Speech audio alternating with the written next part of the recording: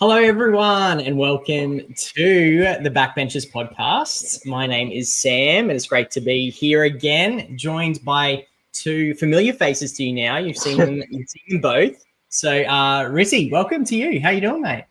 Oh, I'm all right. Good to be back. A couple of weeks since the last time I was here. Absolutely, and good to be here on a Monday. Mondays are always weird days, and so here we are on a Monday. This is the fun part of the Monday. And Delhi, welcome to you. Yes. Welcome back. It's been a few weeks for you as well. It has been, yes. I was supposed to be on one of the podcasts a couple of weeks ago, but work just got in the way. And so very excited to have the next couple of days off. And so really being able to, and this is going to be such an exciting episode. And we've got two really fantastic people to interview. So yeah, really excited to get into it. Absolutely. What a cracking episode we have to recap tonight. It's just so great to talk about Survivor Canberra versus the world. This has been such a really cool season to view and to watch as someone who doesn't know what's happening or what's going to happen. But then to unpack it with you guys, I don't know. I just love it so much. So this is great. Thank you to everyone joining us live. If you have any comments, questions, thoughts, please comment. Post it. We'll look at it. We'll try and address some things as we go along. So interact with us, please. That would be fantastic. And yeah, like Delhi said, we've got some interviews later on, which we're very excited about. So stay tuned for those because we have a double episode. Wild. They're just dropping like flies at this moment. Final 10. And then that's where we're at. How have we got here already? And it's wild. Well, Ritzy, how did we get here?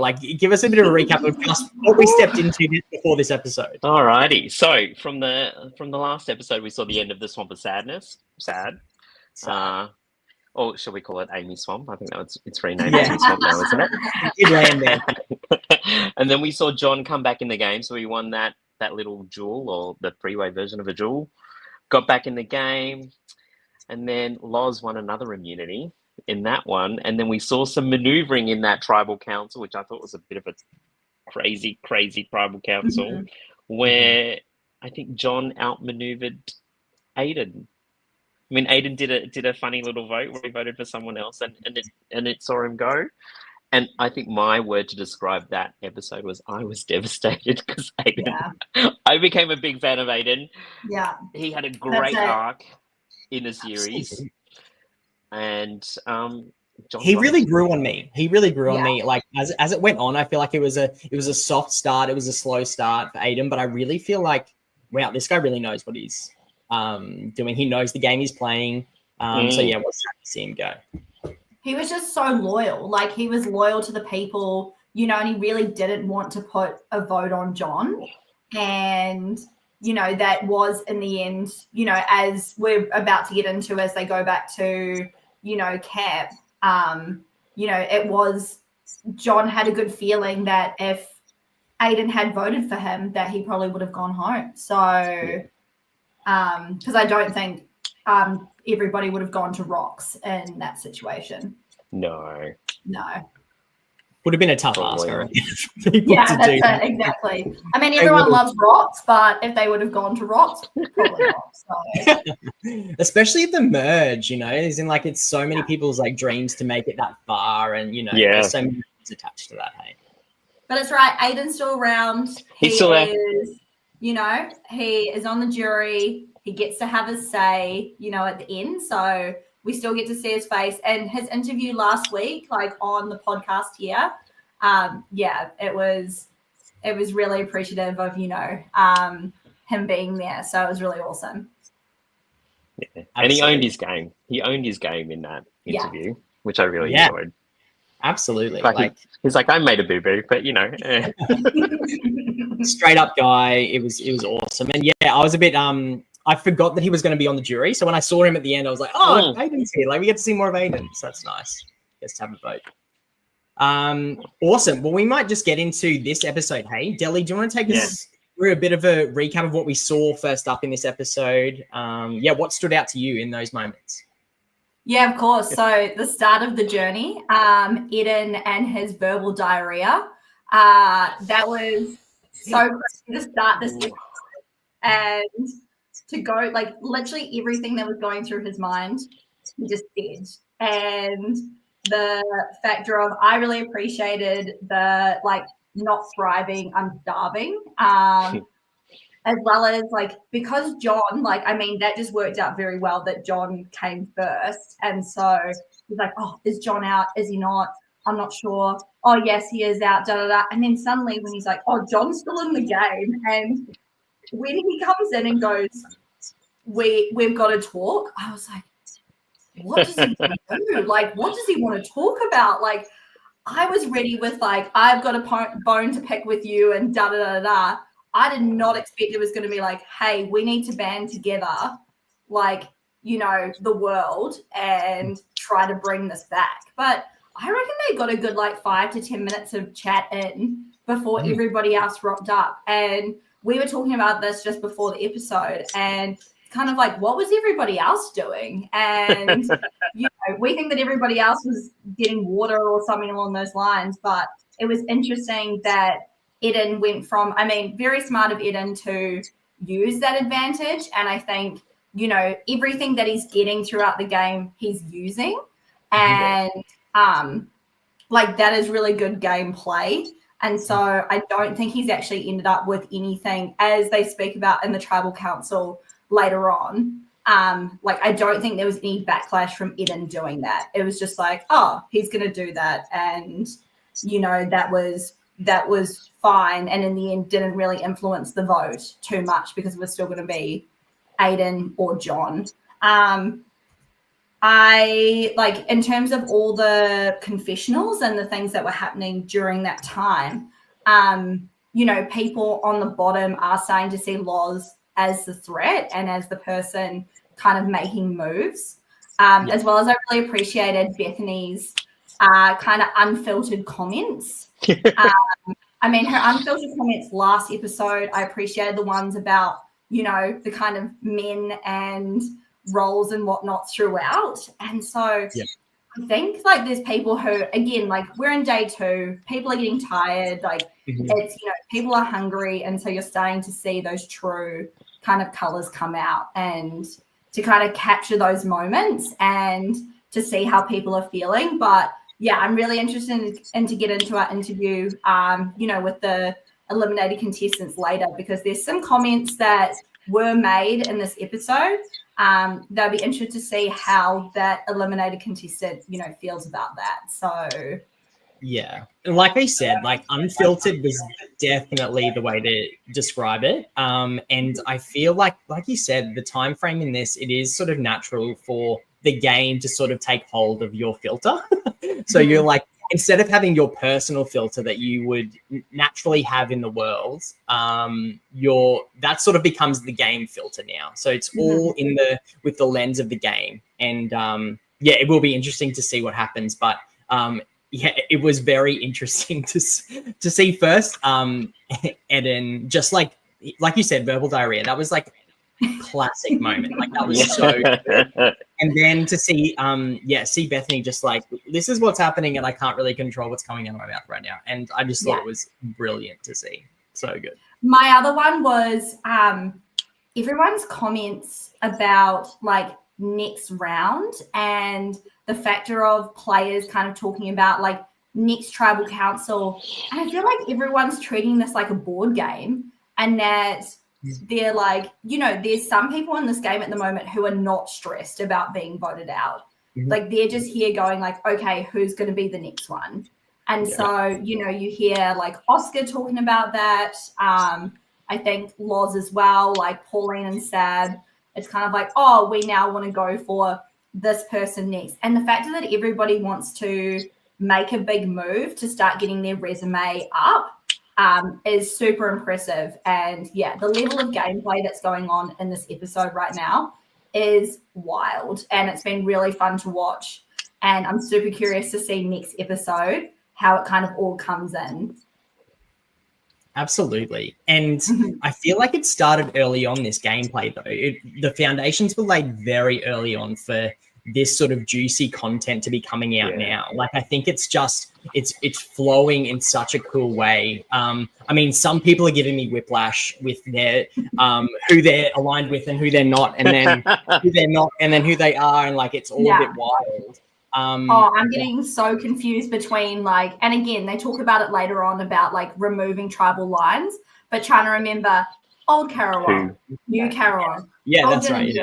New Ginandira, and it's just like I am getting lost in amongst like who originally like was with who, and we'll talk about it later, like what happens. But I feel like it's more about old connections versus new connections rather than like tribal lines or Canberra versus the world. For sure. I think it's important to note that because we had that tribe swap really early, like it was like after the second vote out, I think that's why those tribal lines are so blurred. Like those, it's pretty much dotted lines between yellow and black, or Karawong and Ginandera. So it's interesting to see that play out now. Absolutely. I just wanted to do a quick shout out to John. I think he played the idol that wasn't an idol the best that he could have. Like not knowing what it was, I feel like you give yourself a buffer in the last vote by making it obvious that you've got something. And that's true. The fact that he took 5 minutes to do it, everyone knew that he had something. That creates suspicion. That creates, you know, as in, so safety from that vote, I think, was on the cards for him from that. Not guaranteed. You can't guarantee it, but I think he was always going to be in a tricky spot. So I feel like he did the best he could with that and really just highlighted it as like, this could be something, like as in, you never know. So I just wanted to highlight that. I thought that was really cool from, and it was good to see Eden and John talk about that in their little, in the scrappy underdog bottom of the tribe alliance. That's right. So I thought that was a cool little moment there. Awesome. Anything else from that, Deli, that you wanted to highlight just from that pre-auction? Because we get a Survivor auction. Yeah, that's it. Exactly. So I think just in the end that everybody, you know, is really ramping up in this game, and that, you know, everybody is here thinking about the end goal. And so it's probably the only person who is still kind of going with the flow and is probably Ed. And I mean, that's his gameplay. He talks about that, and, you know, he is kind of still flying under the radar a little bit, or is just like a shield. But I think everybody else have got their strategy like hats on, and they're wanting to play. Absolutely. Just Facebook user here. Don't know who this is, but this is fun because we are guessing. If you guys were getting lost with what alliances were where, can you imagine how poor Dan Liv felt on the day at Tribals? Oh, I do not envy them at all. Trying to pull those questions and those connections, like who knows what was going on. They must have been so, they must have been so confused themselves. Awesome. I feel like we're getting really good insight from a lot of people this episode. And so we're going to see a lot more of that. So let's get into the next part because we've got a lot to discuss, a lot to talk about. But let's go to the recap of the Survivor auction, which is fun. Hey, there was a Survivor auction on the US Survivor this week too. Yes. How fun. How fun. They don't have Jeff dollars though, you know, like whoever did Jeff dollars, I want some of those. Like they're great. That was a great little touch. I did love that. So good. Love a good Survivor auction. We had a number of different auction items to bid for, 500 Jeff dollars each. And so we got some really cool outcomes. The first one, sponge cake. Wow. To be honest, I felt like Ed did a pity, like a pity bid. It's like, oh, no one wants it. So look, I'll go for it. $50, like, you know. But he ended up getting it. If it had been a slice of cake, I think potentially that would have grabbed someone a bit more than like a whole cake that is like just yours. And I still think this is like, I mean, morning tea, you know, this is probably like midday or like mid-morning, so you know a cake is fine, but they're probably looking for, you know, they get really excited about the breakfast food, And so I think they're more in that line of, we don't want something like super, super sweet, but who doesn't have? But who doesn't have breakfast cake? Come on, that's a shit. Surely breakfast cake. A bit of breakfast cake. Do you think that if they were to serve one slice and then maybe make the dilemma on do they take a slice or share the rest of the cake with everyone or something like that? You know, as in like having that as a dilemma that might have enticed more people to like bid first up. Again, everybody's in a survivor auction. Everyone's waiting for the advantage, and so. You know, they're just like, again, it was like a pity, but I think that I probably would have bid if it was a slice, like over an entire cake. And again, because they weren't revealing that it could be like given to a whole bunch of people that, and even when it was being offered, not many people were going for it. So true. That was, but it was nice. It was nice that Ed shared it. That was a nice touch. Like, classic Ed, you know what I mean? Like classic Ed. I just love it. Like I just love Ed so much, and so strategically, this would have been the right way to play it, I reckon too. Being like, oh, who wants it? Like, but I don't think he did that strategically. I think he like was just like, who wants it, guys? Like really logistically, like who wants to eat? And so let's eat, you know. So I thought that was. There was that option to share it. I was going to say there was that option to share it with 8 other people as well. So he could have done that. But does that mean you have to leave someone out? I think him and someone else. So that means left him and one other. Yeah. He was never choosing that. Let's be real. No. Awesome. Sorry, I just feel like sorry everyone. We're having a little bit of comments issues tonight in our chat. We can't actually see who's commenting anything. So it just says Facebook user for like all of the comments that are coming through. I'm quite appreciating that they're anonymous, even though we love, our survivor community and all the people who are loyal backbencher, like podcast enthusiasts. But it is kind of fun to just have everybody anonymous. You don't really know. We're getting some great, comments coming in. I appreciate letting them eat cake. As well as, whoever said that. And then the one about season 2 with John with the bottle of wine. Yeah. Oh, bottle of wine at that time of day without any food. Can you imagine? Add your names, we're It's also a professional podcast out there. So top tier, guys, top tier. We're on the top of Mar Mountain, so yeah, good. Anyway, so that was our first item was the cake. Second item was a covered item. Now, obviously, covered items mean either it's going to be awesome, you want it, or it's never really in the middle, or you really don't want it. Yeah. So Oscar eventually gets it, $350 Jeff dollars on that one, which is wild. And all I could see as this voting was happening, as the bidding was happening, I don't know if you guys picked it up. All I could see was like Eden just like stuffing his face with cake. That's all I saw. He just had my attention. I was like, what is going on? All this bidding's going on. Anyway, little tangent there. But he gets an advantage in the game. Mm-hmm. So not allowed to open it until the challenge. So he can't plan, can't do anything like that. But so that's an interesting, like that's very obvious. The third one, granola bowl. Now I thought this was hilarious because Bethany's eyes just light up it's John just completely shuts her down. Like it was yeah. Oh my gosh. I thought that was like the best thing. She's like, it's got my name written all over it or something. Like she says something like that. And then John's like $500. And I was like, it was just like to be classed that as his most like villain moment, like in the whole thing. Just it was so good, and especially after we've just seen like the Bethany like rant back at and I just thought, this is comedic genius right now. Like this is awesome. So anyway, then we go to the next item, and John's scoffing down his granola in front of Bethany. This one's covered as well, so we get a bidding war go on, $200 for Sab, and she gets a coconut bowl full of rice. And look, to be honest, as a Survivor fan, I actually probably wouldn't be disappointed in the sense of like, in the sense of like, what, we're playing this 2-day game. Let's just get amongst it and eat this rice. Like, this is what we came out here for. This is all part of like, oh yeah, here we go. Just from now, I was waiting for the granola.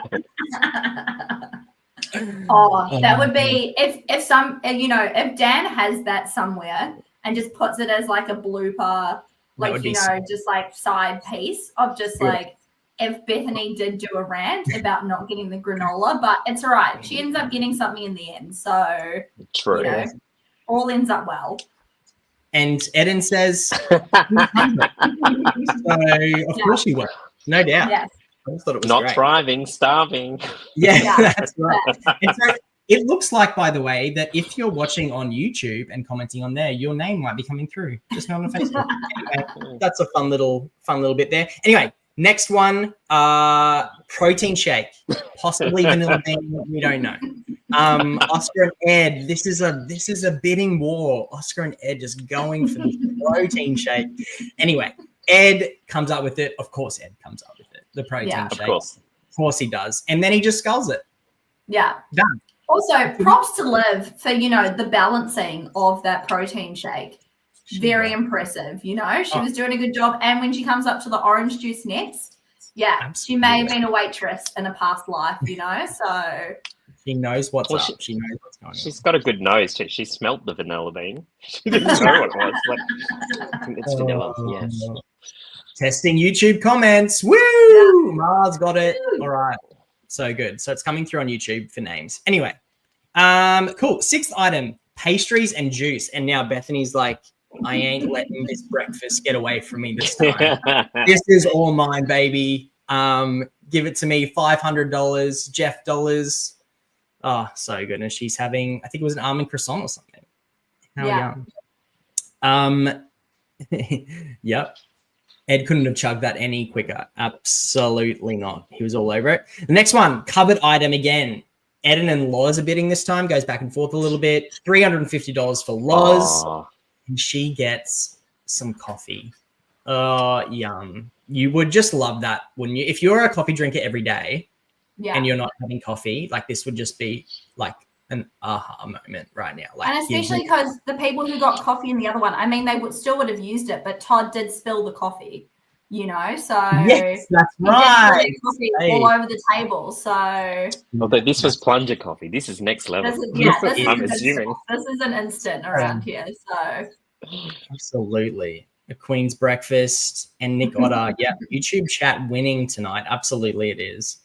Awesome. And then the final item is dry croissants. Now, just a Survivor Canberra classic right here. If you've been watching the seasons before, you always know that these are going to come out. I love that they use these in this way because we don't really know at this moment that there's anything special to it, but we find out later there is idle clue hidden in the croissant. And I think that that's great because those croissants, I've seen them in person and they nasty. So we well done, Pauline. I'd love to ask her if she knew what was going on there and if she had any inkling of that or whether she just wanted a dry croissant for food.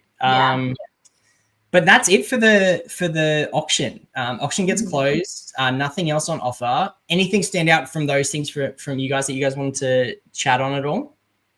I think I just wanted to flag, and I think based on my recollection, only Andrew and Todd didn't get anything. Is that right? So I'm assuming they were probably holding out for another advantage or another opportunity for an advantage, but didn't get lucky. Absolutely. Oh yeah, here we go. Whoever this is, pushing that clue into the croissant was the pain of my existence. Wow. I didn't realize it was actually inside the croissant. I just thought it was like, went to confessional, here is your clue. And the fact that it's actually inside the croissant is iconic. It's great. Oh, absolutely. Well, that is the Survivor auction. Always fun. Always like a good vibe. yeah, I felt like there were just iconic moments. Like as a Survivor fan, you saw all their faces light up as like Survivor fans. They just were like, this is cool. Like this is a key Survivor moment that I get to be a part of. And I think that's it. Incredible. Oh wow, Mars giving us the breakdown of numbers. That is wow, wowie. Yeah. Guys, there is the cost of living crisis. Awesome. Well, then we go straight from this. We go straight from the auction into the challenge. We get nothing in between, so we don't really know what goes on there. But they look, to be honest, they probably just go to the challenge. I don't know if they would have time to like even to go back to camps or whatever. But I guess we'll find out a little bit later on. Delhi, do you want to take us through this challenge? What happened? What are your thoughts? Give it to us. Yeah, so I think in the same way of when they had to choose who was like the most patriotic, and you watch Maddie kind of trying to work out who to pick and like what to do. Oscar's big surprise of his advantage, and I appreciate it so much in his confessional later, where you truly do think that it would just be like, oh, instead of having 8 pieces of your puzzle, you have 4 pieces of your puzzle. But to be given such a big decision and to try to work out your strategy like in that space was really interesting. And I think we're going to like, we see it throughout the rest of this episode that the way that those tribes landed was, you know, kind of the writing was on the wall, unfortunately, of like who was going to go home. I think it would have been I'm currently calling them Tribe Group 1, Tribe Group 2. And so like Tribe Group 1 of Eden, Bethany, Loz, Ed, and Andrew, I think if Oscar had stayed in that group, it would have been quite a different tribal, and Oscar would have very much been banding with Andrew to stay in the game. And, you know, I think possibly they would have got Bethany and Eden on side to probably vote for Ed. So that's kind of my feeling and prediction that would have happened there. But in the end, you know, Oscar's focus was on his big target at the moment, which is Todd. And, you know, as we saw the kind of challenge fall, that, you know, it went Loz out of the gate first, got her puzzle done, you know, very impressive. That puzzle had so many curves and different things going on with it. And then so to have Loz come out first and then Todd, in the end, they had a very impressive domino game there. I was also thinking for the people in the background who did the videoing of the challenge, whoever was that person who was doing the dominoes, you know, was quite impressive. I was like, that is a very straight line. I have a feeling that they potentially lined them up. But I was like, man, that is a straight line going into that domino bucket. So, but yes, I think it was a great challenge. You know, I think we're ready in terms of like top 10, you know, we needed a moment of like a double elimination here. And, you know, 5 and 5, you still have enough time with even one person getting immunity to be able to strategize and, you know, work through everything. So, yeah, I think it was the great moment to have this happen. Yeah, absolutely. I think I would. I just, go with you.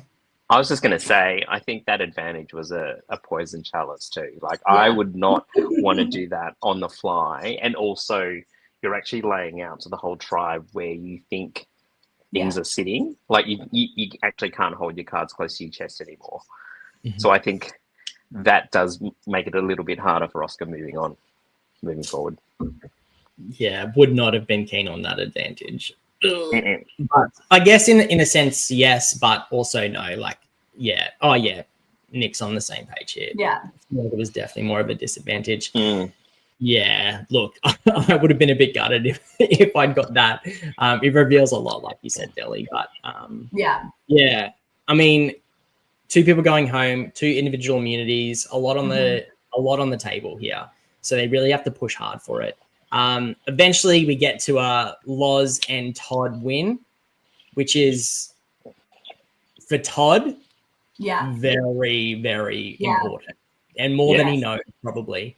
That was pretty wild to see that come out. And we've seen Loz win already, and so she's building this resume of not only being a strategic player, but also a challenge threat as well. And so there are some things stacking up that people are really seeing her as a threat. Yeah, but we'll talk about through. I was going to say that hasn't come through in the confessionals, though. I don't think that people have seen, like, they see her as a strategic threat, but I don't think people have necessarily started to comment on her challenge prowess as yet. But maybe that's to come. Yeah, well, I think it's just all combined at that point. Hey, you just see her, and she's highlighted everywhere you go as a pivotal point in strategy and strategic chats, but then also pivotal in these challenges as well. Yeah. Awesome. Well, we might get into the tribe time, the strat chat. This is where it all happens. And what we're going to do here is we're just going to go through this group 1, and we're going to do them, and then we're going to go to their tribal council straight away, and then we'll go to group 2 next afterwards. So group 1, who's on that? That you, Delhi? I think that's you, Delhi, isn't it? Yeah. Yeah. So group 1, I think this one in terms of, the conversation in chat that was happening, if Oscar had wanted to shake things up, not having Eden and Bethany together, because I think, again, this tribe is a classic, they within this chat, as well as when they go to tribal council, they're like, we don't want to talk about tribal lines anymore. There is no tribal lines, but I think this is about old connections. So Eden and Bethany have been together since day dot, as well as Loz and Ed as well, being classed as the alpha male and the alpha female. And so I think this entire segment of this edit was basically everyone trying to kind of pander to Andrew. And it is really interesting. Some people, the way that they talked to him and the way they kind of deflected of where they were going to go. But again, throughout Andrew's comments, he understands that, that it may be him. And I appreciate the factor of, the Rat Pack, Angelina Jolie and the UN, again, the classic lines from Andrew, and I think it was just light and fun. And the factor of, he did try his best to try to make something happen. I think, it wasn't like he laid down and accepted it. He was like, I'm going to try to break anything that's happening right now. But he was like, oh, Oscar has not done me a favor here. And it's really unfortunate that is the way that it happened. So. Yeah, absolutely. Rissy, any thoughts from you? I think I just really enjoyed the little dance between Loz and Andrew at the start. They were like, oh, yeah, we could work together, and we've been there from the beginning. But you could tell that in their confessionals, they're like, there's no way I'm going to work for him or her. It was just really interesting to watch them dancing around each other, pretending to, be an alliance, but that, behind they are some of my favorite Survivor conversations that take place when they're just lying to each other. It's just the best. It's so fun because it's how well are you going to do this, and how long are you going to keep this up for? How long's enough to keep them satisfied, but how I also need to get moving with other conversations. So it's it's one of those tricky ones. I also really did obviously Andrew he's played a very good game, and he's had his finger on the pulse consistently, I would say, throughout this game. In lots of his confessionals, he's giving insights that are actually very accurate to what we're seeing. So props, but people are knowing, people are seeing what he's doing. People are seeing that he's trying to maneuver and make plays and make moves that are going to get him further in the game. And while taking people out that he's not connected with. And so they're doing a really great job. What I really did like about this, though, was I actually really loved Ed in this section. I was literally just about to say, his confessional and the fact that, and again, as I spoke about earlier, everybody is on the pulse of what's going on. And the fact that Ed still said, oh, if this hadn't happened, if it was in a slightly different way, he probably would have been you know, on the chopping block. Like if Oscar had been there, he probably would have ended up like gunning for Ed and taking him out. Yeah, absolutely. And I just feel like Ed really was giving Andrew, and it'll be interesting to see from Andrew's perspective shortly on like how he felt in this round of conversation. But I really did get the impression that Ed was saying the right things here, really, in a really like strategic way of that we probably haven't seen before.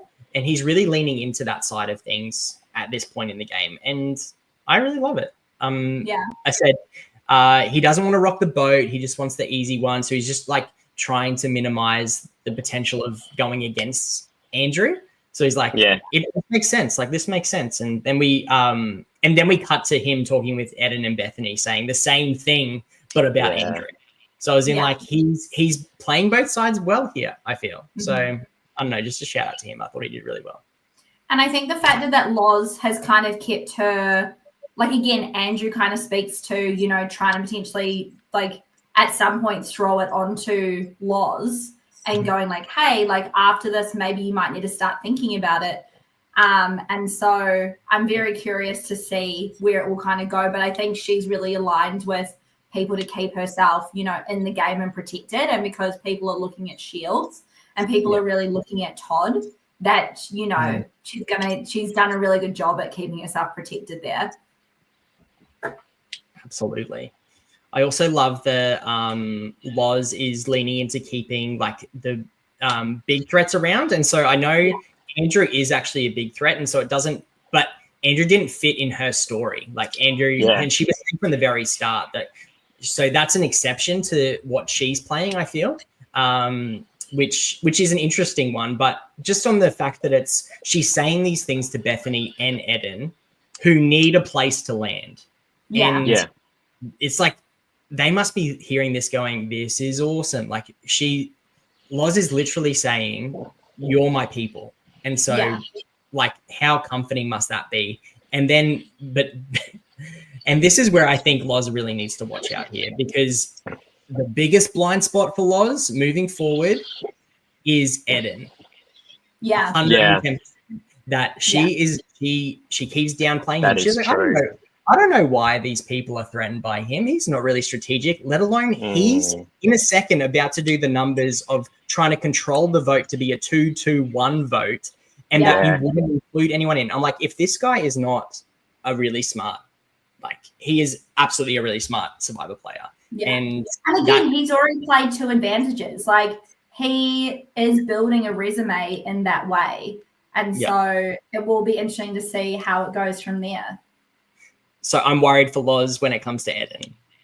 And I feel like that it could be a game ending blind spot, to be honest, when it's an Eden size blind spot.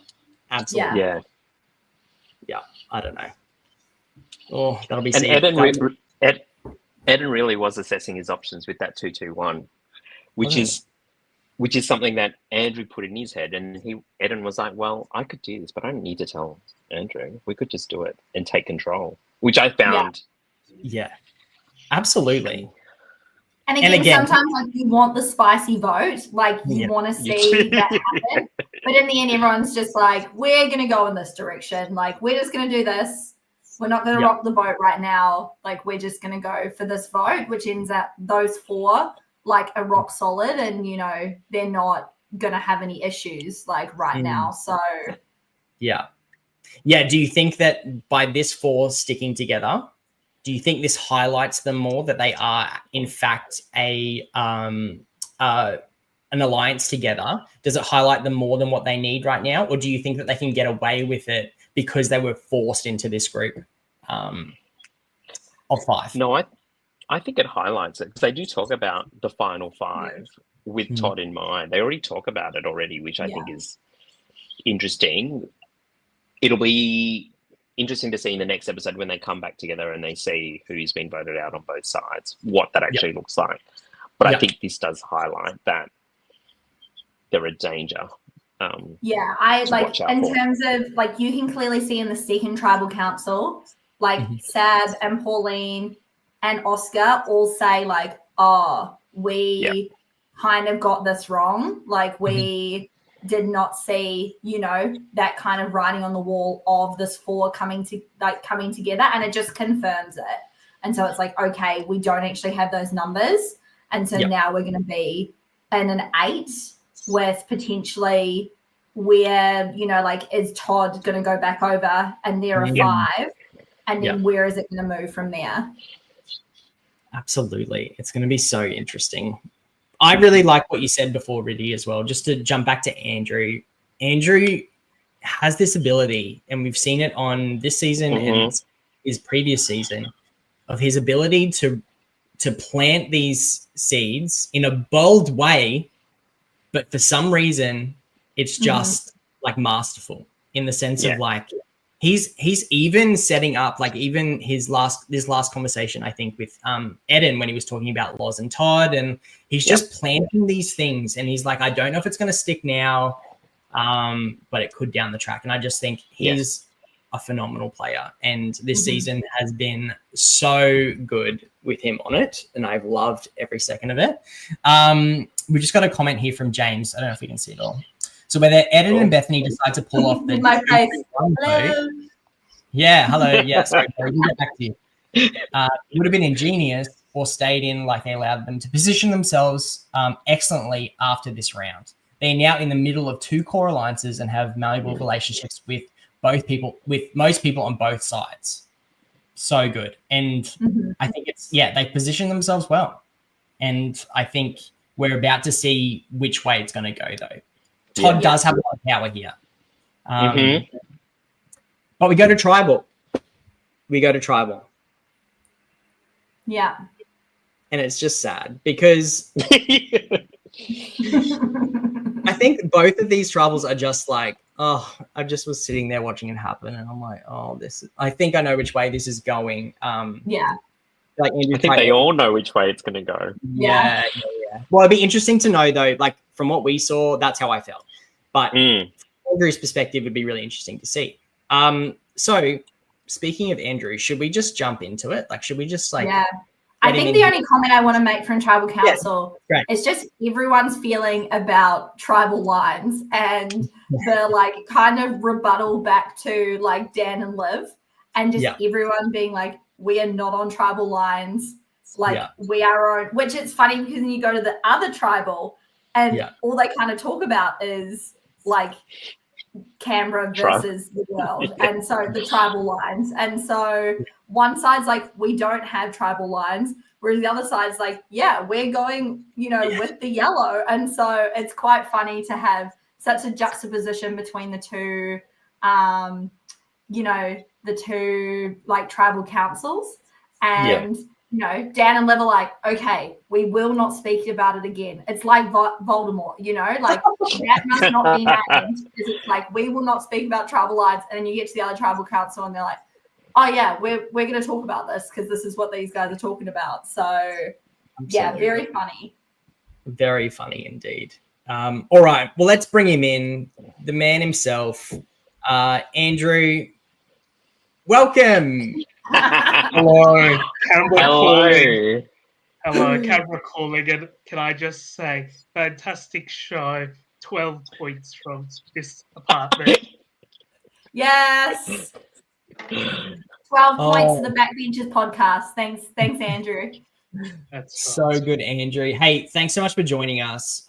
We're sorry to see you go in this instance. You gave us so much on this season, and like I've just been raving about you, it's been awesome to hear your confessionals, but the fact that it doesn't stop just at like really awesome confessionals, like there's so much gameplay behind the scenes. Like some people come on these experiences and are just so great at talking and so funny, and you just pair it so well with just the king.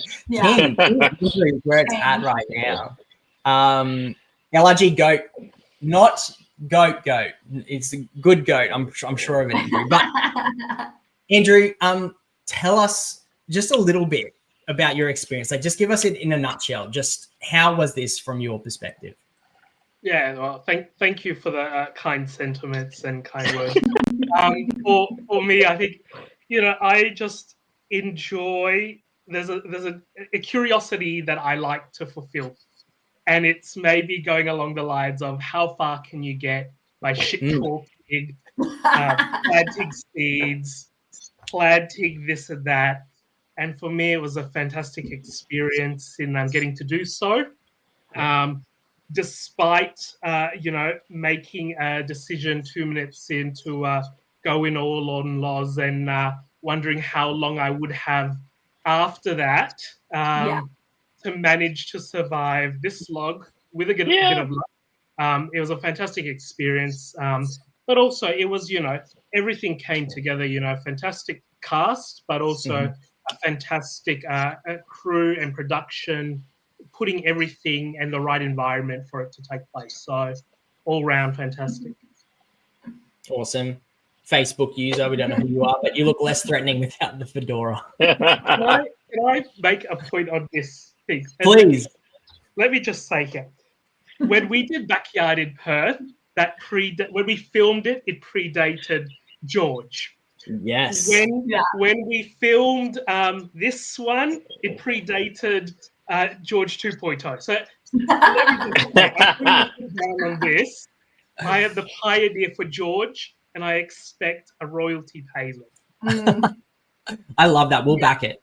Backbenchers podcast is backing you all the way. So, so good.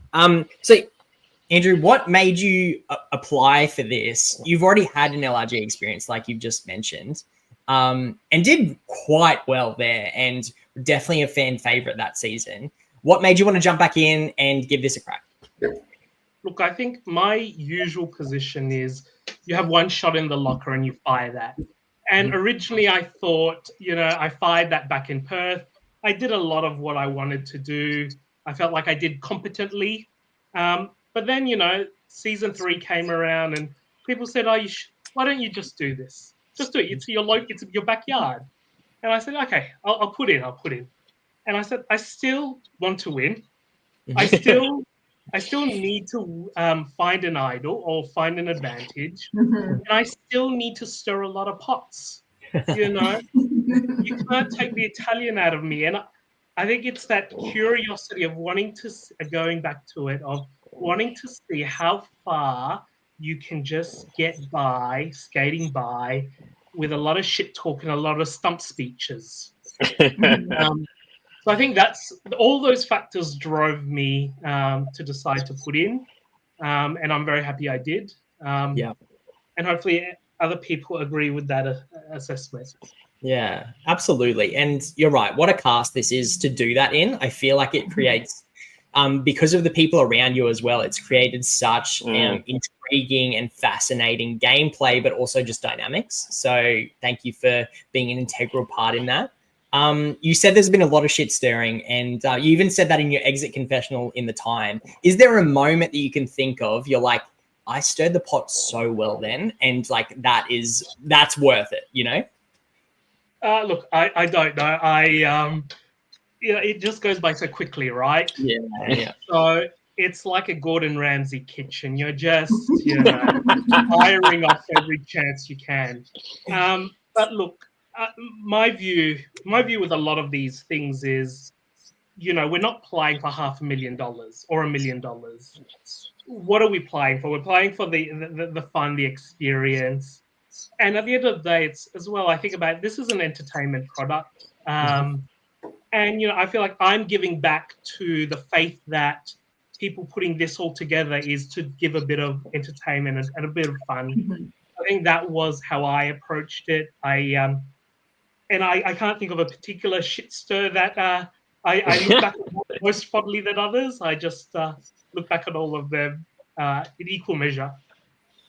Yeah, Andrew, I feel like the fact that you've played before, you would have come in with a little bit more of a relaxed attitude compared to some other people who would be their first time. And, if they're strategists, they'd be like, these are the things that I want to do. And, you've spoken about your bucket list items are more bringing the entertainment, bringing the one-liners.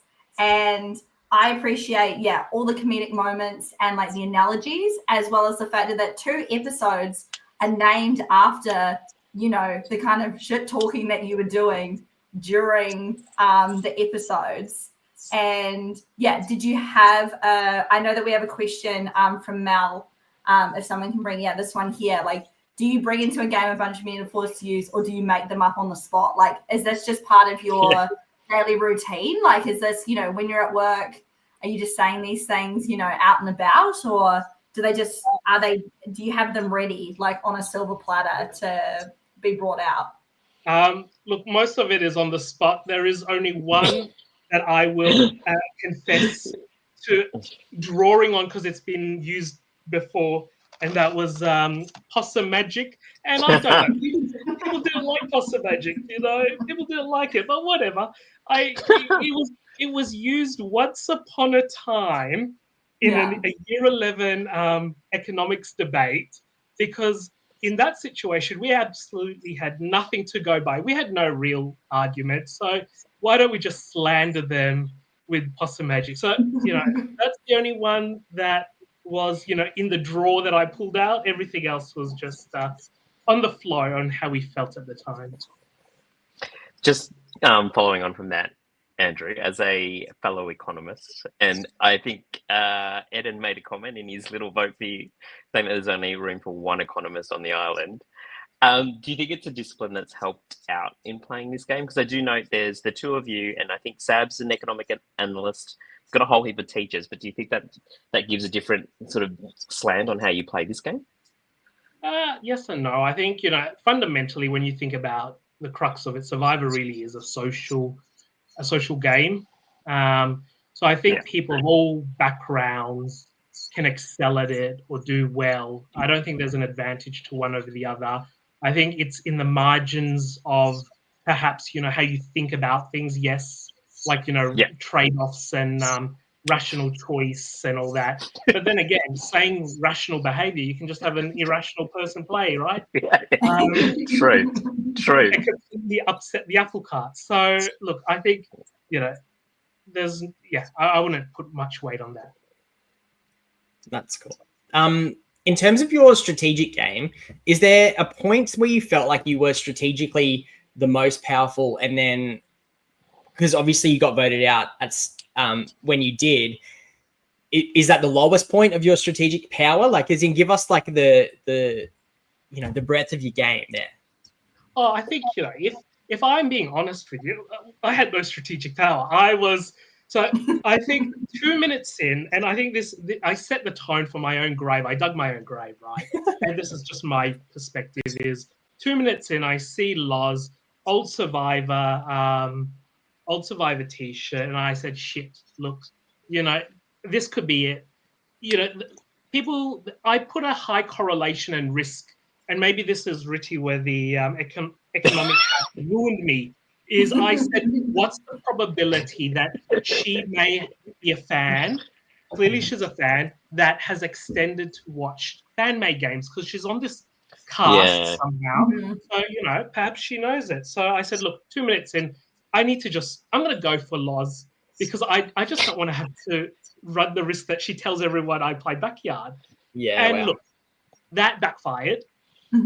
Although I contend that if we went to tribal immediately, I think there could have been momentum to go there. I think giving her time to settle in, she was able to turn the tide on that.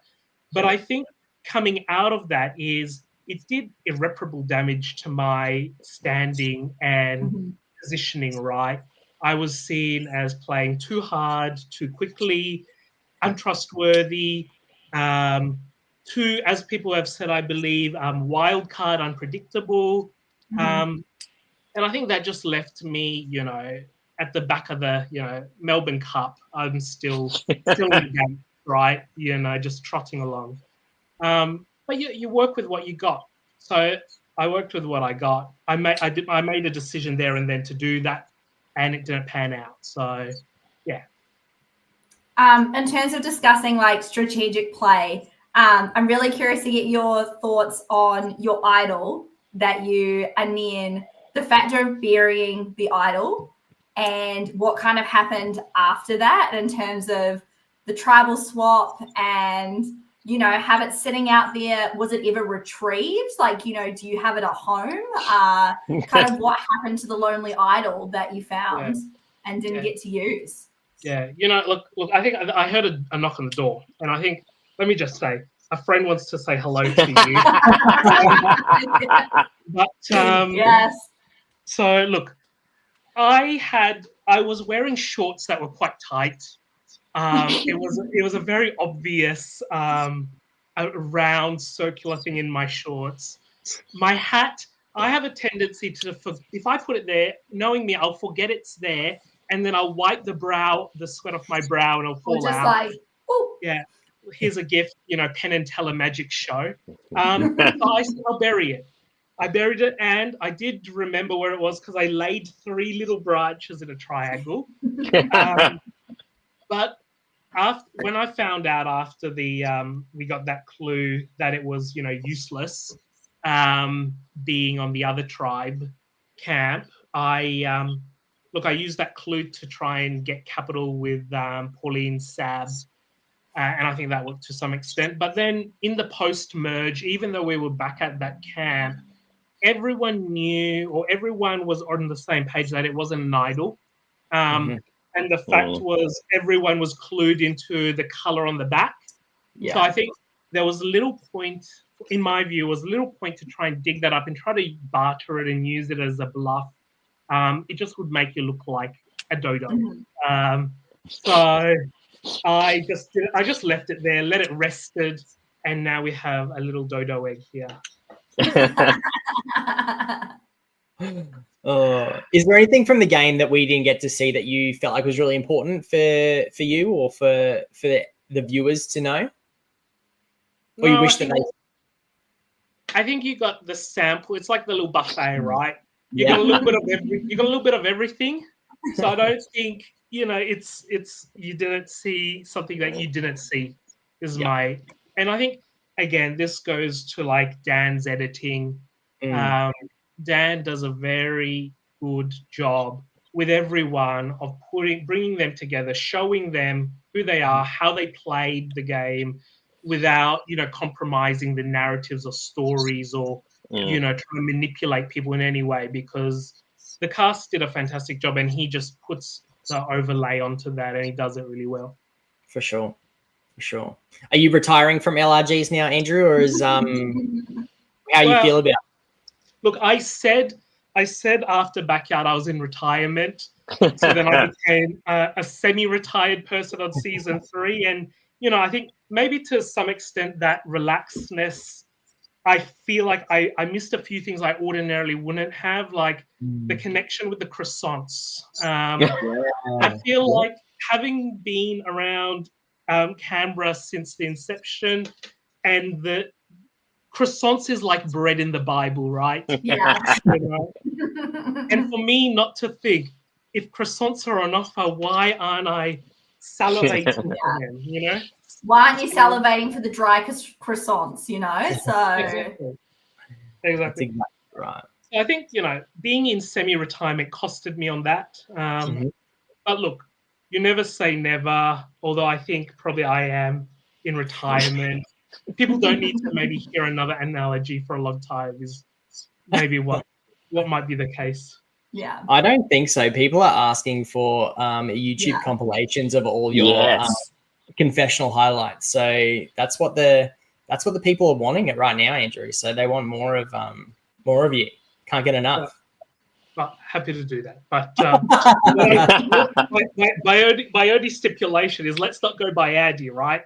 And to quote Donald Trump, which isn't a good thing, but if we cast our minds back to 2000, when I saw those votes said Andy, I was going to stand up and say those votes are stolen votes, they're rigged votes, and therefore they should be invalidated because there's no person called Andy. So good. Andrew, you've been an absolute legend. Is there any final questions from Ritty and Deli before we say goodbye to Andrew? If you were playing for $500,000, would you play differently? Because we'd hope not. Look, I think it's easy to say these things. I think there would be marginal differences. I think I wouldn't be as as Andrew. I probably would try and actually spend more time actually trying to build relationships and nurture them rather than deliver a stump speech. To try and rally the troops. So look, I think maybe there'd be marginal differences, but I think it's like cordial, substantially the same, but maybe a little bit diluted. Love it. I guess all I can say is just thank you for coming out of retirement. It was an absolute pleasure to watch you play. And unfortunately, you saw the writing on the wall during, that entire part before the tribal council. And I think sometimes it's that relief when you where it's not that blindside. It can hurt so much more when it's a blindside. But when you're just like, I tried everything that I could to do it. And so, yeah, it was just really awesome to watch your whole, this whole season with you on it. Oh, thank you very much. And thank you to all those involved. And thank you to the great podcast here and all those that have been on it. So good. And Andrew, you keep giving back to the community. I saw you crew in season 4. As a crewmate, you just give just as much behind the scenes as you do in front of it. So what a great member of the community. We're so lucky to have you. And thanks for jumping on and giving us some of your thoughts. It's been a pleasure, mate. Thanks very much. Ciao, ciao. Can't wait to see the jury. Ciao, ciao.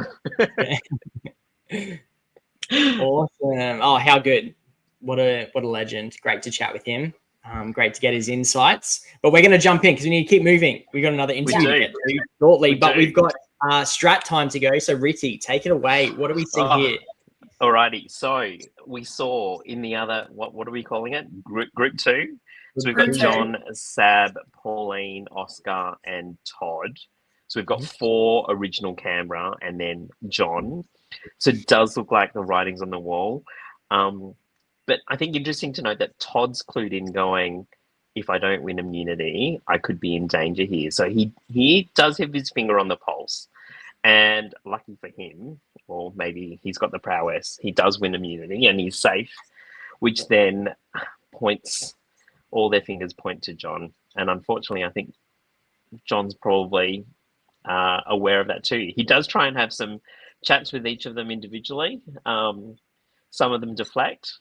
I think Todd just goes, look, John, I think I'll just play it straight. I'm going to vote for you. Pauline calls John an agent of chaos, so she doesn't think she can play with him. But John does see himself as easy pickings for the other 4, unfortunately. I think a couple of things to pick up on. There is a little bit of in their strat chat that Oscar, Pauline, and Sab do make a semi-final 3-pack. And they do talk about the archetype of, we're not the type of players to normally win. We normally come second, so it's good if the 3 of us stick together. I found that really interesting. Sab thinks, I can take Pauline, and I think it doesn't come out in the confessional, but I think Pauline's thinking I can take Sab. So that I found that undercurrent in that chat really interesting. They also talk about, unfortunately, that the 3 of them were worried about Andrew on the other side as well. So they did see, I think we talked about it earlier, but in terms of the setting up of the 2 groups, that Oscar may have made a slight miscalculation in having Andrew on the other side, because I think they are a little blindsided by what might have happened on that tribe, and they do talk about Loz possibly taking him out. So, and then the other thing I just want to sort of flag is Todd does have a little bit of when they're chatting, the 4 of them, in terms of the old Canberra crew, Todd does say, this could be a final 4. So I do find it interesting that he is keeping those options open, or making them feel like that he is an option for them. Sort of interesting to see what happens when they join back up on the other side. But yeah, John tries to scramble. I don't think he quite pulls it off. And we see Pauline there sitting there with her emotionally support croissants. And The whole time, like everywhere she goes, she's just carrying the plate. It's great. I was envisioning like when she goes to vote, just like holding it there, like while she, or if she gives it to someone, like, you know, while she goes across. Let's see how long it lasts, how many more episodes we see those croissants. They'll how long just she continue on like a mascot. Speaking ready to your discussion about Pauline and Sab, I think it ties really nicely in with Tribal Council and what John says about, you know, being like, oh, these guys need to, like, you know, Pauline and Sab need to step up. And it's like, well, I don't think you've been watching the undercurrent, especially because he wasn't on the original tribe with them.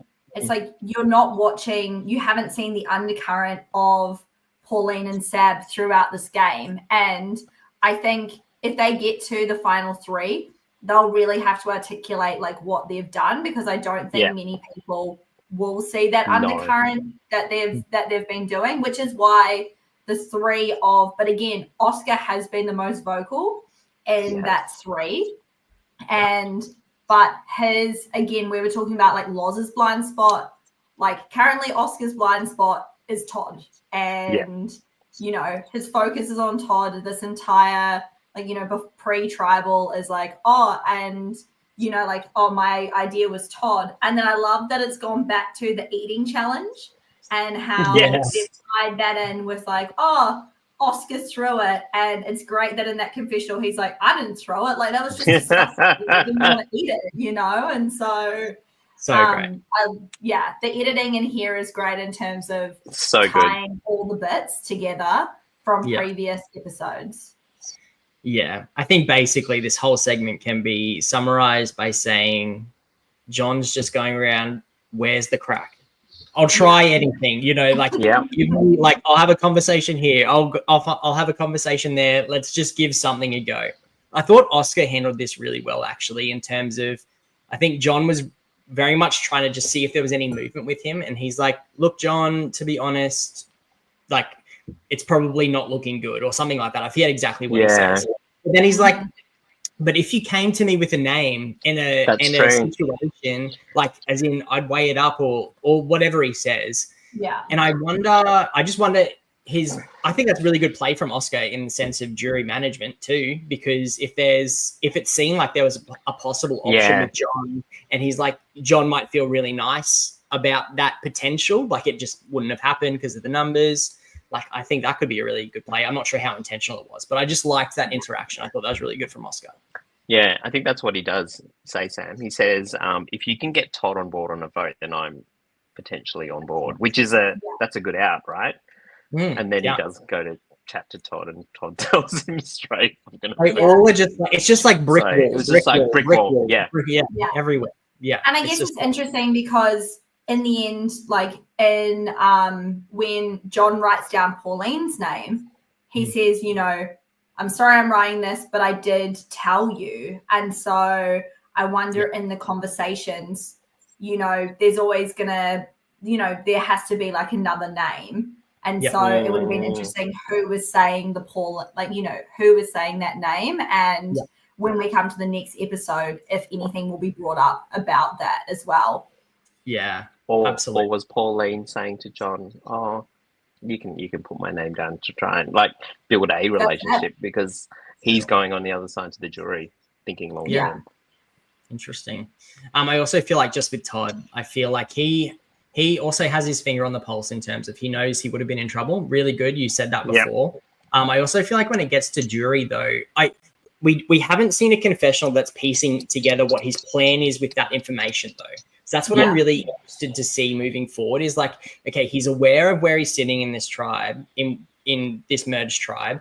So what is his plan? Is he going to solidify something, or is he going to let it happen around him? I think he'll try and do something because he is strategic like that. But even his the first question in the tribal council was, his answer was like, I needed to stop John from having it. So he doesn't actually answer the question. He puts it on John and being like, guys, it's us, remember, against John.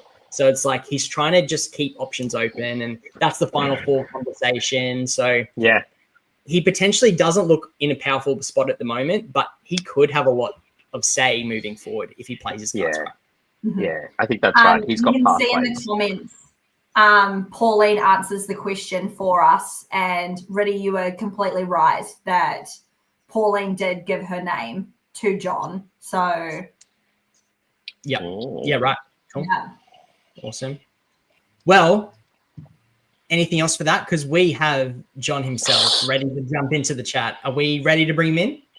I'd just like Absolutely. to say, like, at the Travel Council, I think, playing the fake idol was hilarious. The discussion around the croissant and the ants, like, running away from the croissant was really funny. And I think he just, again, had an awesome outlook, like, at the end when he was in that Tribal Council. And again, it would have been crazy if some random thing had happened and some blindside had come through, because I think everybody was just ready for for that to happen. And even Liv and Dan being like, well, we still have to vote, we still have to go there. And so it was, but ready to chat to the man. And let's bring him in. Let's see what he's got to say. We welcome in John. Welcome, mate. Hey guys, how are you? Good to see you. Oh, so great to have you on here. Sorry to see you go like this, mate. Really got put in a tough tribe there would have been some movement there, I reckon, if Todd didn't win. But I'll blame it all on Todd, because if Todd didn't win that challenge, it could have been another life. I'm sure a couple of people would have been really happy about that. Yeah, and we did hear that in the episode. This was we've seen a lot of you, John, first of all, in all of the episodes so far. And can I just say, I've really appreciated the way that you have really placed yourself in some really tough decisions, and you made some really big moves. So I think that what we've seen of your game has been so pivotal to the way it's playing out. So just congratulations on that, because I feel like you really didn't leave anything wondering. You really tried everything, and you flipped the game at one point. Like, can you just take us back to that vote, because you really had a lot of influence and power at that point. What was going through your head? Well, so look, when the tribes were split, I thought I really did have a very strong relation to Aidan and Squin, and shout out guys for the original tribe. I also thought we had Maddie on board, but that wasn't to be. So that first tribal council was sort of all over the place. But look, when we got swapped around, and I'm like, oh, hello, all of my alliances are on the other team. I'm not looking good here. And I didn't really have anything happening with Bethany and Eden and Andrea. And I'm like, I'm going to be next out, because they're going to be gunning for me. So I thought I had a chance with the other guys because they were a minority. And I thought, well, if I can join with those guys, I'd have a chance. So to this day, I still feel I did the right thing. Mm-hmm. Yeah. Oh, and it's like there's so many things that happen in the game of Survivor, of positions you get put in, and like conversations that take place, and there's always all these what ifs, right? But can I just say, regardless of all that, it was such an entertaining flip of the game, and it really did. It really did escalate a lot of things, I think, for the players around you too. So I think credit to Bethany and Eden for bringing the other guys in, because I'm pretty sure I still had Todd and Ed with me, but when Lyles went with the other two, I think that was sort of didn't go down too well for me. So it really did bounce. Like, that's one of those whiplash moments, right? Like, I feel like it was all heading in one direction, and then just all of a sudden we're just like completely changed direction, and it happened really, really fast. So did you see that happening really quickly around you? Like, what was your perception on that vote? Look, the whole thing was pretty quick over the weekend. But look, to be honest, I thought I still had those guys on board, so I was probably a little bit surprised, still a bit disappointed. Again, I feel Todd and Ed probably had a tough decision to make, because Loz was sticking with Bethany and Eden. Yep. Yeah, absolutely. And then you find yourself on the Swamp of Sadness, which is obviously sad. But only for 2 seconds though. Like I'm sure that was like such a quick experience. So what was, in terms of time frame, like what are we talking there? Do you have any recollection of just that little patch of game? Yeah, well, I think it was night time when I got voted out, and I've gone down to the Swamp of Sadness, and oh, hello, Amy, nice to meet you. Been well here too. You know, what's happening, guys? You know, chat. Okay, let's go. I'm like, what? So the next minute we find ourselves on like a platform with not only all the crew but all the the current players sitting on a table there watching. It's like, hello, here we go. So it was very quick. Yeah. Wow. And I guess in terms of, so that was the final thing for night one, I'm guessing. And then was there anything else in that evening, or was it, come back the next day, you're now in a merged tribe? And I guess what was your, having been voted out and then coming back in, what were you preparing for? Like, what was your kind of thoughts coming back in? Look, I was still riding a wave of this is fun. And riding a wave of, wow, I'm back in the game, which is good. And as you would have seen, I got the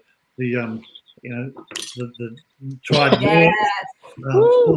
So I knew we'll merge then. And so it was getting pretty late, but I think we were all told, okay, guys, we're going to stop filming, but don't strategize. Just we'll be back again first thing in the morning, but we want to get it all on film, so no strategizing. So I know, people scattered. I heard Aidan last week say that he was sleeping in a tent, and I was sleeping in a car, and I know I gave a few blankets and mattresses to a few people. So yeah, look, a few of us sat around the fire, but I don't really think there was much strategizing going on. Yeah, cool. John, I think you played the cards that you were dealt really well through the season, like that, particularly that whiplash moment where you turned on sort of the old courage on people. Is there anything you'd do differently on reflection? Look, I mean, I got the sense it's a really fast-moving game, so it's probably really hard to... Look, it is fast, and I probably said to Nick at one stage, I hope I didn't come across as a dickhead. I know you played well, and yeah, look, I think I thought I played okay. I thought I made the moves I had to. Probably on reflection, I'm up with a group of people who are really fanatics. They are looking for every idol. They are looking for every play, and I was having a bit of a ride. Yes, I've watched every American Survivor. I've watched every Australian Survivor. I even watched Backyard season 4. So I was no stranger, and I watched Canberra season 1. So I knew what's going on, but I probably wasn't in the game as some of these other fanatical people. And Eden was the sort of character who I didn't have a lot to do with him, but I was probably gunning with him because I saw him as a really good player. And so in that last scene you would have seen there on the other night, I said to Eden, hey, if you're in the final 3, I'm voting for you. Work together. So the answer to your question, would I have done anything different? Look, probably not. So I did what I needed to do, and a couple of little things you go, oh, maybe could have done a bit better there, but in general, no, I do it. We have a question in the Facebook users with the one further up. Was he aware of the effect he was having? This is a question that I had as well. Is watching back, many of the tribe mates had thoughts and feelings about you and your game, and they spoke quite openly about that in their confessionals. I guess, how did you feel watching it back, and would you class yourself as a villain in this game? I don't think I'm a villain. I'm too honest. Maybe that's my problem. I was just too honest, and I tried to play that game. And I see the question there with Bethany and Loz. To be honest, I couldn't get a conversation out of Bethany. I couldn't. And you saw in the previous episode. Oh, that's true. Where I said all I get from Bethany is I don't know. So I don't think Bethany was ever going to work for me, and I got a gift for Bethany as well.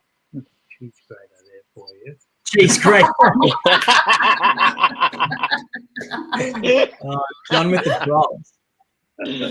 But no, all is good, and I loved it. It's all fun. Yeah. Yeah, great. Awesome. How did it feel? Just watching the whole season back in this journey, obviously you being the father of Nick, who's played before, just that journey of going through that with him, but then you now getting your opportunity to be on this product. Like, talk us through that. Yeah. Well, look, as a family, we all watched Survivor, so we all grew up together, and that's where Nick got the vibe from, I'm sure. And at the time, we hadn't seen his season, so we didn't know anything. But I thought he was pretty chuffed, and of course, we met Ma through that as well. And, so we didn't actually know who won.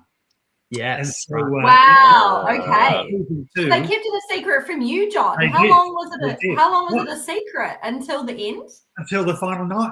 Wow, that is dedication. That is dedication to the LRG. So look, I was probably sitting here at the table, and Nick was doing casting for season 3, and I think I might have said, "What about if I had a go?" Now, I'm on a team of people who do the casting, but we can put the name forward and see what happens. So I'll probably tick the box for an old guy. Yeah, that's so awesome, John. So good. Is there anything that we've missed? Anything that you'd like to fill us in on? Anything that, you'd like the audience to know? Look, I think I'm finding out more about how I played it now that I'm watching it than when I actually came. Yeah. Did I say that? Did I really do that?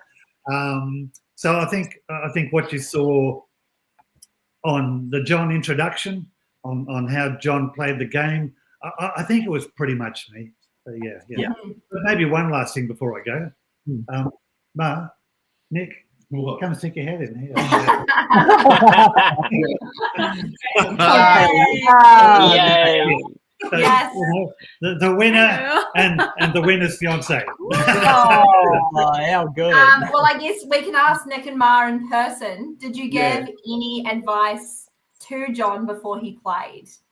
Oh, look, Was there any? He'd seen every season of US Survivor. Like, he'd seen as much as I had. He knew how it went. But I think we just sort of said, it moves fast. It's very fast, and not to come in shy. Just go for it, make alliances. I think that's about it, right? I said, don't fall in love with the competition.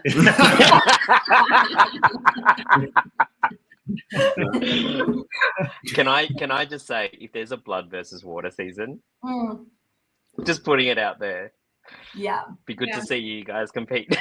They can play together.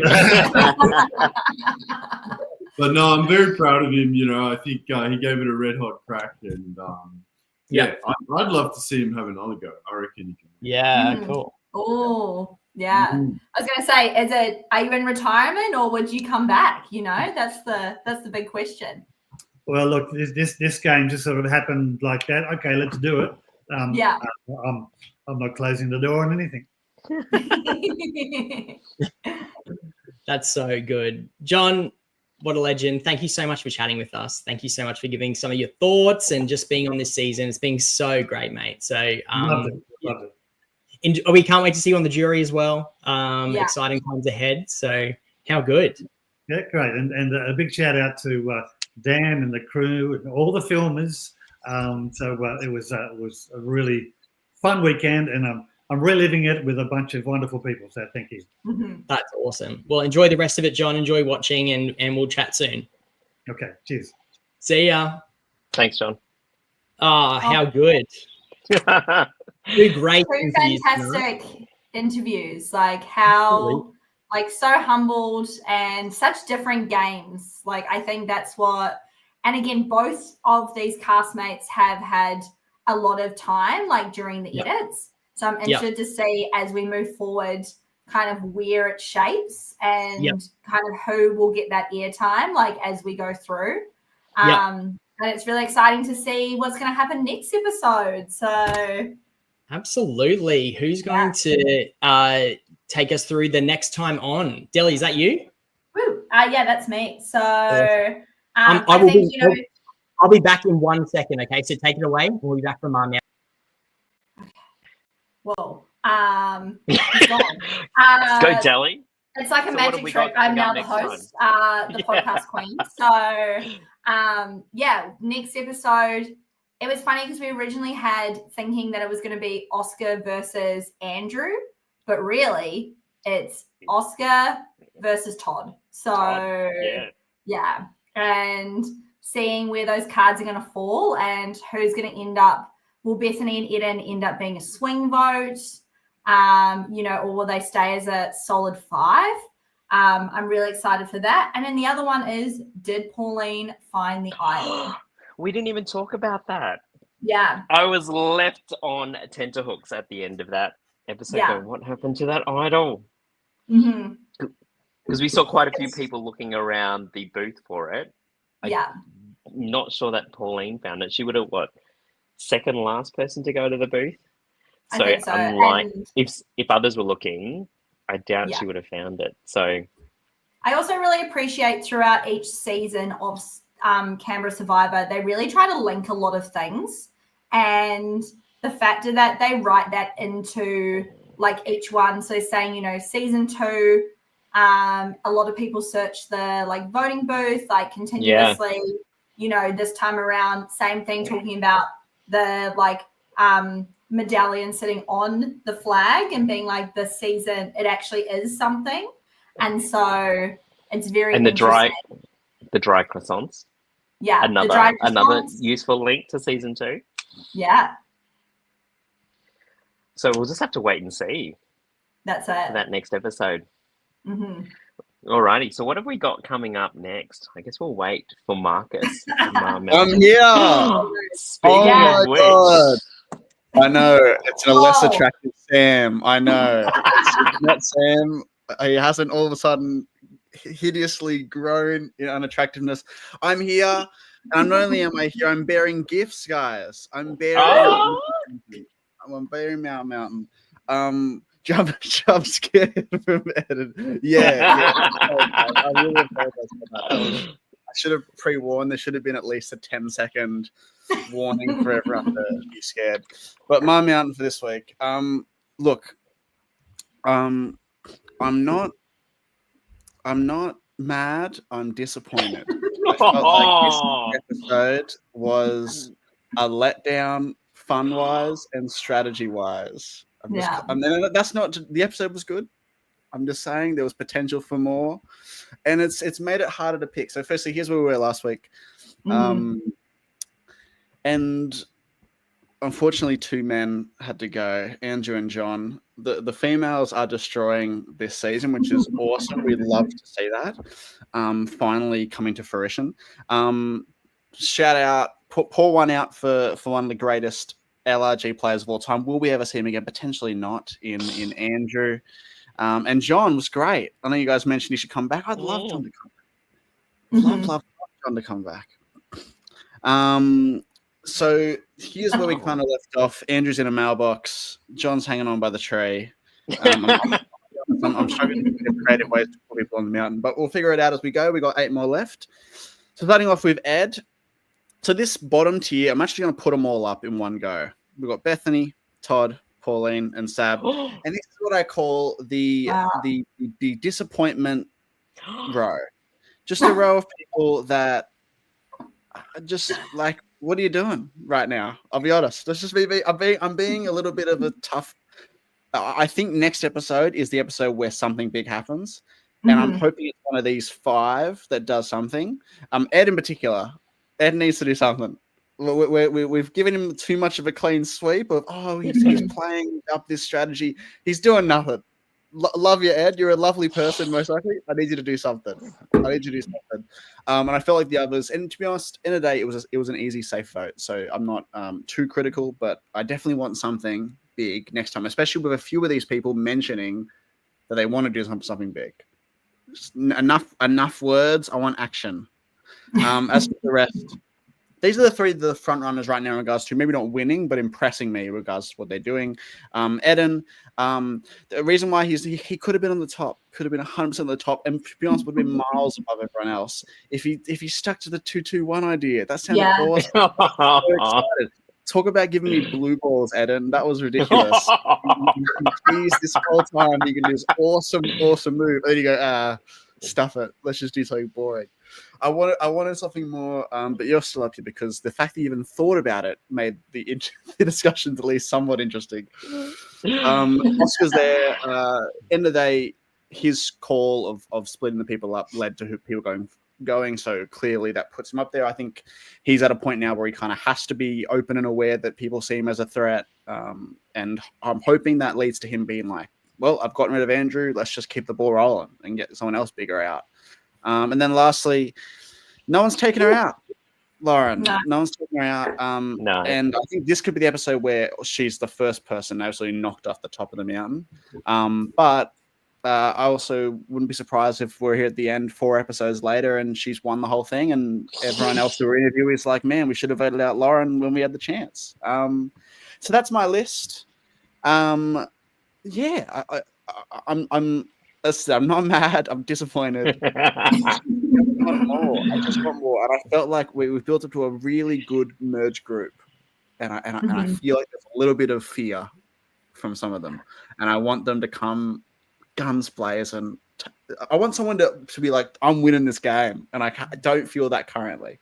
I don't feel like there's someone that's like, I'm going to take this bull by the horns and I'm going to steer it to a I don't know. I feel like I disagree with you on that one. Like everyone's starting to have their chat about the final, you know, like we're here in, you know, top 10, now down to top 8, and people are talking about who they want to go with to the end. So I think that they're doing that this early, and the fact that there are some people who want to make big moves, even though that might be blinders on, like just shows that there is a drive here. And I do think there's some people who are, you know, doing the undercurrent at the moment. I would like to, at the moment, if Ed continues the way that he is and more listens to others rather than bringing out his voice, I think that he will probably be brought to the end and may not get any votes. So, I'm curious to see where we go. Yeah, and I don't think it's particularly about, like as someone said, not everyone needs to play over an ego or put a target on their back. I think it's not about that. It's about, like Pauline, for example, I felt like had a really strong pre-merge playing under the radar, and she was very clear about it. Whereas I felt from merge onwards, she's kind of just has done it, but not in a way that was as clearly her leading it. If you know, you know, and I felt like early on Pauline was like, if you know who was actually in charge, you knew Pauline was in charge. Whereas this, I feel like I just want a little bit more. Similar with Sabs. You hear for ages, Sabs in a great position, Sabs in a great position, Sabs in a great position. You couldn't really tell me something off the top of your head that like, oh, that's a Sab move. Similar with Todd. Yeah. Todd's in a good position. I haven't really felt a Todd move. Bethany had one, and that's why she's just more down there because this episode was a bit more straightforward. But that's kind of where I say like that those 5, they have been safe for quite some time and haven't really been in danger that much. And I want, and particularly people like Todd, I definitely he could be someone that goes next week and he's sitting there thinking, man, like I should have done something. I should have done something before someone got me, and I could definitely see Oscar taking out Todd next. Oh, here we go. Correct Mountain. Finally, so sorry. Someone see. Oh, Jaden from Deception Island. Shout out. See, someone has brains. Oh, Sam's here. Hello. Okay. let me just say. All right. I've been listening. I'm back. People, I don't mind this play at this point in the game. Like I think you said, I don't diss these 5 at the bottom for being where they are at the moment. I actually feel like this is prime time for something to shift. And so we ain't be dissing this group on the bottom because I feel like they are positioning themselves to attack very nicely soon. And yeah, I'm excited to see it. If it's anything like the season we've just witnessed, the episodes we've just witnessed so far, I'm so keen. 100%. Because I think everyone here has their finger on the pulse about where everyone sits in the lay of the land. Now it's about, all right, how am I going to implement a move to get me in a better position to win? And I think that's when this next episode's got to be a blinder, surely. Surely Marcus can't be disappointed after next week. It's got to be awesome. I'm looking forward to it. I definitely agree. And that's the thing is, like, I feel like it's a very even pack. There's not like there's people that are perceived and have been pushed as like they're in front, but in reality, if you base it off actual game, I think it's very even.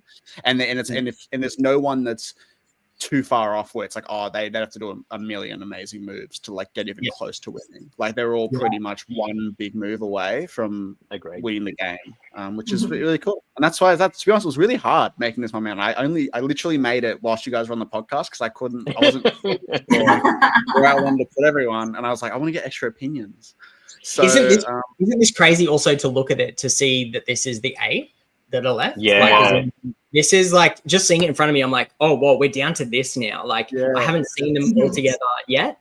And so excited for the next episode because how good. Like I think it's really heating up. So excited to see 4 out of my 5 picks are still in the game. So that's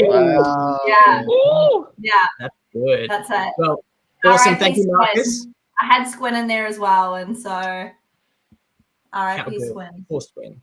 Oh, see, Marcus, thank you, legend. Incredible. Well, everyone, this has been another bumper episode. We've had 2 interviews to get through, a lot of gameplay. Ritty, final thoughts from you? Bring on Friday. I want to see what happens. Like, if you look at that 8, there are so many ways you can skin that cat. Like, there are so many potential alliances that could pop up. Flip, switch, it could go anywhere, and I think a lot of the players have a lot of options and pathways to the end. So let's see some strategy. Let's go, Delhi. What about you? I'm just excited to be back. It's so much fun, and now that we've gotten over the first episode jitters, it's just cool. Let's just have a chat with all our friends and talk shit and just have the best time. And I'm super excited to watch this episode. Anyone who's in Canberra wants to come hang out, having a viewing party on Friday. So super excited to get a crew around and watch the chaos unfold. So I'll book flights now. I'm joking. Perfect. Come on down, Sam. Sounds so fun. Delhi's got an invite there.